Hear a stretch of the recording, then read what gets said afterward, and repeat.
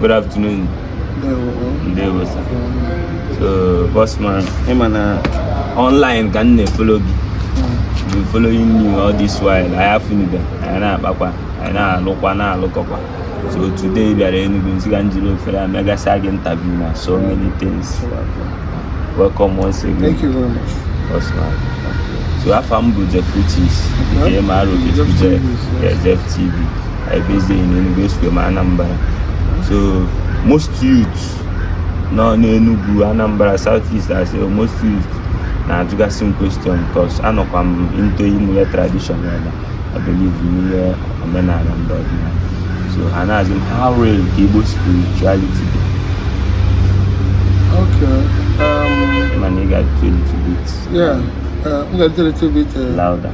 Okay. The truth never happened.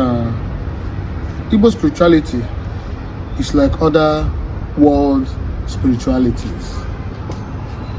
Ogabo ajụjụ onye iberibe mmadụ eju how real ka ite ofe olugbo dị, how real ka ite ofe ọha dị, maka na ndị Japan nwere ofe nke ha, ndị Igbo nwere ofe nke ha. So Igbo spirituality bụ otu anyị si ekpere chi Chukwu. So onye na-ajụ how real ọ dị okwu iberibe. But ịmara ihe na-emegbu ụmụ okorobịa ndị ọlọrọ ọhụrụ a bụ na ihe na-akpọta ha n'ọdịnala bụ na ha chọrọ ịkpata ego, ha chọrọ ibute ego. Mana Igbo spirituality was not established on the ideal altar of inwe ego. Bụrụ ihe eji mee establish. So ihe eji mee establish bụ mmadụ na Chukwu na ndị ichie dị na mmụọ.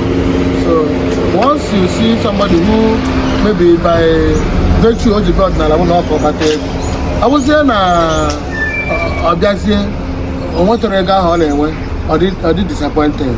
It's like somebody who say he wants to go to bank to take a loan, and when he gets to the bank did not offer him loan.